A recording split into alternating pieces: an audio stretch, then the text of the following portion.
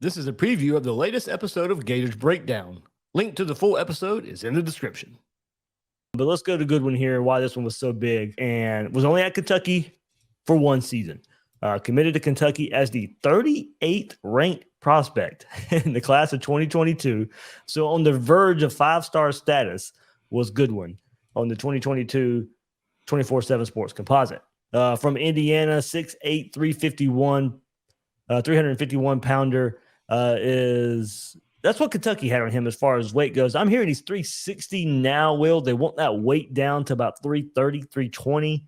But he did choose the Wildcats over Alabama, Michigan State, Georgia, Texas A&M. And look, Kentucky been developing offensive linemen for the past few seasons. So going back and reading up on him on the 24/7 Kentucky site, there was this thought from that side of it that he could come in right away and start at left tackle for them, but that never materialized. He saw some offensive line snaps at the end of blowout wins over Miami of Ohio and Youngstown State, but most of his playing time came as a blocker on special teams. He did play in 11 games as a true freshman. So, of course, that red shirt didn't happen his freshman year. So, of course, the question comes up, why leave Kentucky after one season? Why couldn't he get on the field more for a high-profile offensive lineman, for an offensive line at Kentucky that was struggling this past year for the first time in quite some time? So, of course, all those are valid questions. And the thought from the Kentucky side seemed to be from him leaving is not a surprise and that he wasn't putting in the necessary work there in Lexington. Once again, it's not my thoughts. I went through and read the comments of the message boards with the story that they had when he put his name in the transfer portal. That's from the Kentucky side of why he left after one season. So now if you're Florida, of course, whether that's the case or not, you hope to unlock that recruiting potential that we detailed there. I'm sure Florida, Napier, Sale, Stapleton did their homework, had conversations about what happened at Kentucky. I mean, just a year ago, this was one of the best offensive linemen coming into college football. And Alan Trieu of 24/7 gave the scouting report, physical specimen who has done a fantastic job reshaping his body. At that same time, he's worked on explosiveness, and that training has gotten him moving very well at his size, plays with physicality and intensity, finishes his blocks, coordinated enough on his feet to drive defenders and stay balanced, shows he can get out of his stance quickly in pass protection, still refining technique with his hands and a punch, but has all the qualities to be a true blindside protector at the next level.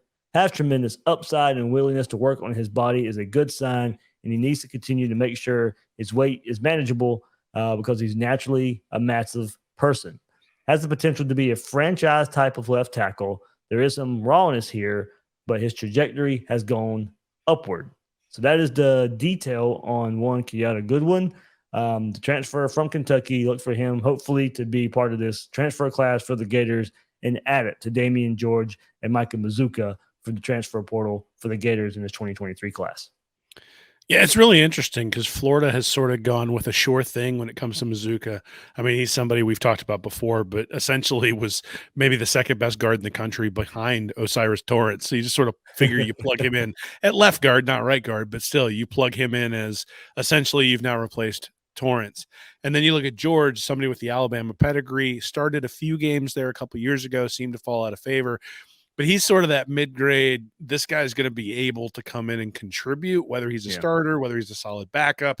You're getting that. Goodwin is the high upside guy. And even if there are issues with work ethic and all those sorts of things, there are two things I'd say to that. One is guys who rank in the top 30 and or top 40 and are offensive tackles are few and far between. And so when you have an opportunity to get one of those guys, you got to rely on the physical skills and hope that you can get everything sort of coached the way you need to. And Florida has two offensive line coaches, so they should be able to do that. The other thing is, did you ever do anything stupid your freshman year there, Dave? Freshman year of college? Maybe I had a little bit of too much Goldschlager one night and woke up completely bald. I just look at it and I go, everybody's like, his work ethic was terrible. Well, the guy was the best player in high school, basically probably from the time he was a freshman in high school. right? And you jump up to that next level and you go, whoa, like, okay, I didn't actually prepare for this. And you sort of fall behind and you're homesick and, you're readjusting to living on your own, all those sorts of things. And look, none of that's an excuse. There are plenty of guys who come in ready to play their freshman year, but there are plenty of people who go to their freshman year in college and are not ready to go. And so the idea that Goodwin, especially offensive linemen. yeah. So the fact that Goodwin would come in, he'd have a rough year, that all of a sudden there'd be some grumbling, mainly because he probably already had one foot out the door. The way the transfer portal's been working and the way NIL has been working, I'm sure that there were back channel conversations between all these players who were in the transfer portal who might have had a home someplace else. And so Florida just got an opportunity, assuming that Goodwin commits and comes into the program. Florida has an opportunity for a guy who can be an elite left tackle, a franchise left tackle. Even if he completely flames out, that is worth the spot. That is worth the shot. Mm-hmm. You take that shot because let's be honest, Graham Mertz needs somebody to block for him because we talked last week that he's going to need it, right? You can't get him off platform. It's not Anthony Richardson back there anymore. You're going to need guys who can protect him, and Goodwin brings that potential. Yeah, so add that to, as you said, Mazuka, instant plug and play. He's going to be the one absolutely on the field as a starter. And what does left to right look like now? Barber there at left tackle, Mazuka there at left guard, Kingsley at center. Now, if Goodwin can come and play right away, is he your right tackle and that slides George inside to right guard, since he has, a detailed last week, he has that experience of playing guard and tackle at Alabama. At that moment, at that time, a week ago, say, okay, he probably will slide at right tackle with the question of if Florida could even get Goodwin on campus. They did this past weekend, and then maybe now he will be part of this transfer portal class. But if you can get Goodwin in, does that slide in George to the right guard spot? But hey, look, it would be a good thing if Goodwin comes in and he's the starting right tackle there for the Gators. I'd actually be surprised if he's the starting right tackle. I think if you got a guy I think if you've got a guy that gifted, you prepare him to be the left tackle, because that's where you want him. And Austin Barber was all right SEC tackle freshman at right tackle. So, if George is competing at left tackle, then fine. But I mean, you think about having a guy like George who's, one, kind of used to being in and out of the lineup, but two, that guy in the Alabama program is going to know what it takes to push and know what it takes to play in the SEC. So if you have him pushing at the left and right tackle spot with Goodwin and Barber sort of manning those, you got Mazuka at left guard, like you said, Egwukin at center, and now you got that right guard spot, which, hey, maybe George slides inside. Maybe you end up with a guy like, guys like Farmer or even Kearney coming in early on and competing for that spot. This is where the Cam Waits injury really does hurt. Like that was one of those up too. Yep. That was one of those things where it's like, that was a guy you penciled in. Just about all of Billy Napier's transfers from last year turned out to be very, very good players. The only one we hadn't seen was Waits, and Waits obviously played right guard. So everybody, if you missed that, he did tear his Achilles tendon last week. That came out. So Cam Waits, it'd be hard to imagine he comes back in any capacity for the 22-23 season. And you hope he doesn't. I mean, that's one of those injuries that can be a career burner, and you want to make sure that he's well taken care of, and that he doesn't rush back, and that when he does come back, he's ready to go.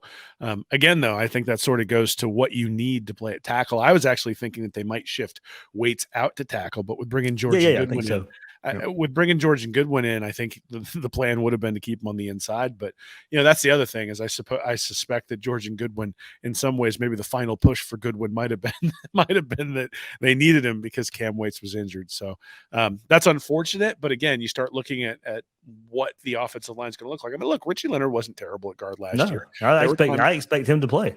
Yeah, there were times he was able to get in there. So again, I go back to what I said at the start of the episode, which is that right at the time when all these guys left, I went, oh my goodness, are we going to even have a functional offensive line?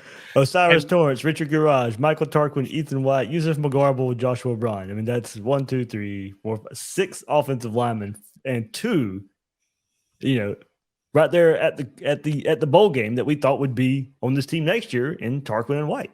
Well, and 5 guys who started. Braun didn't start a ton, but he started some, right? Which meant that if you had somebody who got injured along the way, you could feel reasonably comfortable about having Braun come into the game. So, they lost functional offensive linemen. This was like there were other places where Florida lost players, and you're like, all right, like, Right. again, at running back, you lose Naquan Wright and Lorenzo Lingard. I mean, you wish the best for them, but those were not guys who were in the future plans for Florida. You lose Tarquin and White, and it's like, okay, those were guys who might have been in the future plans for Florida. And so bringing in some of these guys to fill the holes, like you said, Mazuka being essentially the plug and play. But then if you get combined competent tackle play from George and Goodwin, then you've got Barber and Harrod and Herman and even Connor and Jones that you can sort of plug in there and potentially get, cobble things together. Barber's starting. Absolutely, but I guess my point is that the issue to me was never the 5. I figured that they would find 5. The issue is that last year Napier came out of fall camp saying he was comfortable really 9 deep, and coming out 2 weeks ago, I would have said not a chance. Like, there's no way you're going to be able to name 9 offensive linemen that Napier's comfortable with. I think you're probably not going to get to 9, but I think you can start getting to a place where you're like, all right, there's 7 guys we trust, which means if Egokin goes down, we'll have somebody who can step in at center. Or if Mazuka goes down, Leonard may be able to step in at guard. Or, if Barber goes down, George or Goodwin will be able to step in. And so being able to do that gives you more flexibility. And obviously, considering the really Florida has not had a lot of injury bad luck over the last couple of years. At some point, it's not going to like swing in the other direction, but at some point they're just going to have 1 or 2 guys who miss a significant amount of time, and you're going to need to have good backups. And so having this kind of depth on the offensive line at this point really helps out. Want more Gators Breakdown? Join Gators Breakdown Plus. Starting at $3 a month.